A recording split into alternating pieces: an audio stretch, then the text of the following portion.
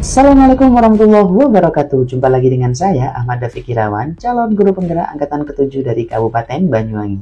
Pada video kali ini, saya akan berbagi tentang mulai dari diri pada modul 3.1, yaitu tentang pengambilan keputusan berbasis nilai-nilai kebajikan sebagai pemimpin.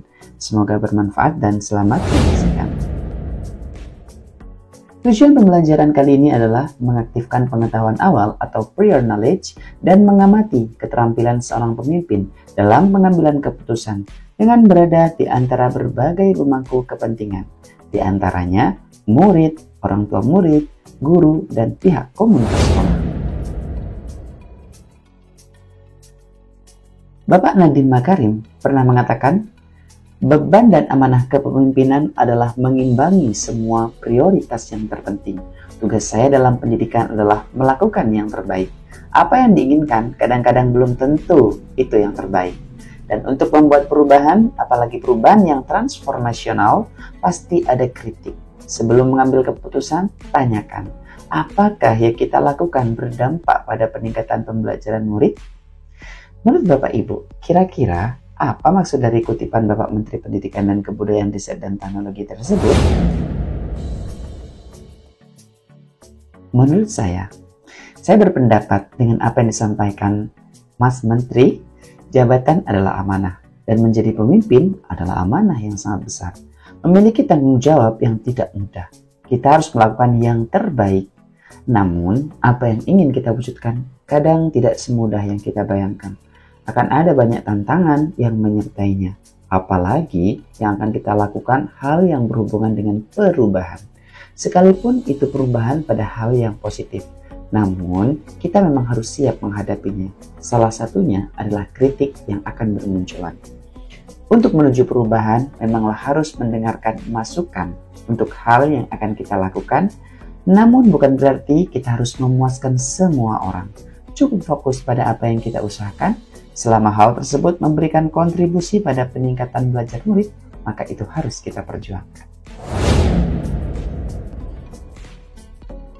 Bapak Ibu calon guru penggerak, sebagai seorang pemimpin, pembelajaran atau pimpinan sebuah institusi, tentu Anda menghadapi pengambilan keputusan setiap harinya. Pernahkah dalam pengambilan keputusan tersebut melibatkan berbagai pihak yang memiliki kepentingan yang sama-sama menjunjung tinggi suatu nilai kebajikan tertentu?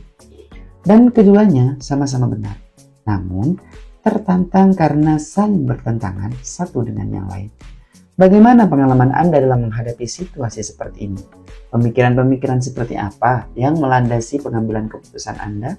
Kemudian setelah mengambil keputusan tersebut, pernahkah Anda menjadi ragu-ragu dan menanyakan diri sendiri apakah keputusan yang diambil sudah tepat? Atau ada perasaan tidak nyaman dalam diri Anda, serta timbul pikiran mengganjal dalam diri seperti Anda. Apakah ini sesuai peraturan atau bagaimana panutan saya akan berlaku dalam kondisi seperti ini? Cobalah Anda renungkan dan amati praktik penerapan pengambilan keputusan dalam menghadapi suatu permasalahan dilematis selama ini seperti apa. Apa yang Anda lakukan selama ini sebagai seorang pemimpin pembelajaran? Pernahkah Anda berhenti sejenak dan berpikir, apa yang selama ini Anda lakukan telah sesuai prinsip atau nilai kebajikan yang Anda yakini? Ataukah adakah suatu kecenderungan yang biasa Anda lakukan pada saat mengambil suatu keputusan penting? Adakah kepentingan suatu golongan yang Anda prioritaskan? Kelompok yang mana? Mengapa? Dilema etika. Saya pernah mengalami saat dihadapkan dengan situasi yang dilematis. Satu sisi, saya berpegang pada keyakinan dan pemahaman saya selama ini. Namun di sisi lain, saya diminta mengorbankan keyakinan dan pemahaman yang saya anut dengan tujuan demi kebaikan untuk peserta didik. Maka akhirnya, sayalah yang harus mengalah. Karena memang pada hakikatnya ketika ada beberapa prioritas yang saling bertabrakan, maka kita harus lebih bijak dalam menyikapinya, terutama yang memang hubungannya dengan kepentingan peserta didik. Kasus 1. Anda adalah kepala sekolah yang baru diangkat di SMP 10. Wakil kepala sekolah kurikulum mengatakan bahwa sekolah memerlukan buku-buku pelajaran baru yang perlu didistribusikan dengan segera kepada murid-murid. Hari itu, Anda diberitahu bahwa penerbit Y akan hadir untuk presentasi buku-buku pelajaran untuk tahun ajaran baru. Wakase kurikulum Anda mengatakan bahwa ini adalah kegiatan rutin sekolah untuk menyeleksi buku-buku pelajaran murid kelas 1 sampai 6 menjelang tahun ajaran baru dimulai. Dan para orang tua pun sudah menunggu daftar buku-buku yang harus dibeli. Anda pun bertemu dengan penerbit Y. Di akhir rapat, penerbit Y memberitahu Anda bahwa jika Anda memutuskan memesan dari penerbit mereka, maka seperti kepala sekolah sebelumnya, Anda akan mendapatkan komisi. Penerbit memberitahu Anda bahwa kegiatan seperti ini sudah dilakukan setiap tahun oleh pimpinan sekolah Anda terdahulu. Penerbit Y juga mengatakan bahwa kerjasama ini sudah lama terbina dan mereka senantiasa tepat waktu memberikan buku-buku pelajaran yang dibutuhkan sekolah. Apa yang akan Anda lakukan sebagai kepala sekolah? Suatu saat, pihak yayasan atau manajemen sekolah memanggil Anda untuk mengetahui prosedur dan praktik pemesanan buku-buku tahun ajaran baru di sekolah selama ini. Apa yang Anda katakan? Jawaban yang pertama. Yang pertama saya lakukan adalah mengecek kembali buku yang akan ditawarkan. Saya akan mengajak rekan guru yang kompeten dengan materi yang ada di buku tersebut. Jika memang tidak ada masalah, maka bisa dipertimbangkan. Atau memberikan waktu untuk bisa mempresentasikan atau mereview buku yang akan ditawarkan. Jika memang tidak ada masalah, ya bisa dipertimbangkan. Dan seperti yang disampaikan, sudah terjalin hubungan yang baik dan tidak pernah terjadi masalah sebelumnya. Kemudian mencari tahu terkait teknis kerjasama yang sudah terjalin selama ini seperti apa. Dengan mendengarkan pemaparan partner yang memang sudah bermitra dengan sekolah kita. Dan kemudian mempelajarinya, apakah ada hal yang menyimpang atau tidak. Kalau ada, maka bisa dimusyawarahkan atau disampaikan secara baik-baik. Jika memang tidak boleh, dilakukan. Kemudian, setelah semuanya beres, bisa dilaporkan kepada pihak yayasan tentang mekanisme pemesanan buku-bukunya. Pertanyaan kedua, bagaimana situasi di lingkungan Anda sendiri? Adakah nilai-nilai kebajikan yang dijunjung tinggi di tempat Anda bekerja atau tinggal? Ceritakan pengalaman Anda, bagaimana nilai-nilai kebajikan tersebut telah membentuk diri Anda, terutama dalam mengambil sebuah keputusan. Nilai kebajikan yang tertanam di lingkungan saya mengajar adalah nilai kejujuran, kedisiplinan, musyawarah, dan tanggung jawab dalam segala aspek. Baik dari kepala sekolah, guru, tenaga kependidikan, sampai peserta didik. Terutama nilai kedisiplinan. Salah satu contoh yang pernah saya alami ketika ada guru baru, atau bahkan ketika saya pertama masuk ke sekolah mengajar waktu itu, di mana kedisiplinan menjadi prioritas utama dalam melaksanakan tugas. Tidak ada pembedaan administratif apakah masih berstatus guru honorer atau sudah ASN, tetap memiliki tanggung jawab dan tugas yang tidak berbeda-beda. Di satu sisi, terkadang saya merasa kasihan dengan gaji yang sedikit namun tanggung jawab dan tugas sama. Bahkan jika ada tugas tambahan dapat melebihi tugas guru lain yang sudah ASN. Hakikatnya begitulah seharusnya kedisiplinan harus dilaksanakan tanpa pandang bulu, sehingga meski kami berada di sekolah kecil, namun etos kerja dan semangat kami dalam melaksanakan tanggung jawab bisa bertumbuh dengan baik.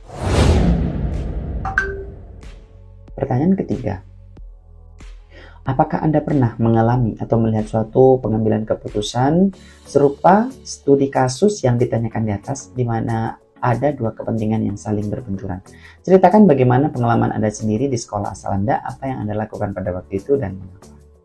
Kasus yang pernah saya alami saat rapat pleno kenaikan kelas, saat itu posisi saya sebagai wali kelas yang mengalami dilema, di mana mendapat laporan salah satu guru bahwa murid di kelas saya ada yang sering sekali tidak masuk di pelajaran beliau, yang dampaknya guru tersebut enggan berikan nilai karena memang sering tidak masuk dan jarang mengumpulkan tugas. Sedangkan saya mendapatkan amanah sebagai wali kelas untuk bagaimana caranya tidak ada anak didik yang sampai tidak naik kelas.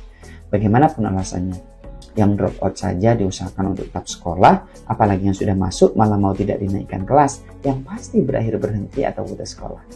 Karena biasanya jika tidak naik kelas, anak-anak cenderung berhenti sekolah, yang akhirnya terjadilah diskusi yang sangat panjang bersama kepala sekolah dan rekan-rekan guru yang punya masalah dengan anak yang bersangkutan. Dan saya tetap perjuangkan bagaimana anak didik saya bisa melalui hal itu dan bisa naik kelas seperti yang lain, meskipun saya harus mendampingi sendiri secara individu untuk mendampingi anak dalam menyelesaikan hutang tugasnya dan menemani murid untuk mendapatkan bimbingan dari sekolah agar tidak berhenti karena tidak naik kelas. Pertanyaan keempat, pernahkah Anda setelah mengambil suatu keputusan bertanya pada diri sendiri, apakah keputusan yang Anda ambil adalah keputusan yang tepat? Apakah seharusnya saya mengambil keputusan yang lain? Kira-kira apa yang membuat Anda punya pemikiran seperti itu? Jawabannya adalah pernah.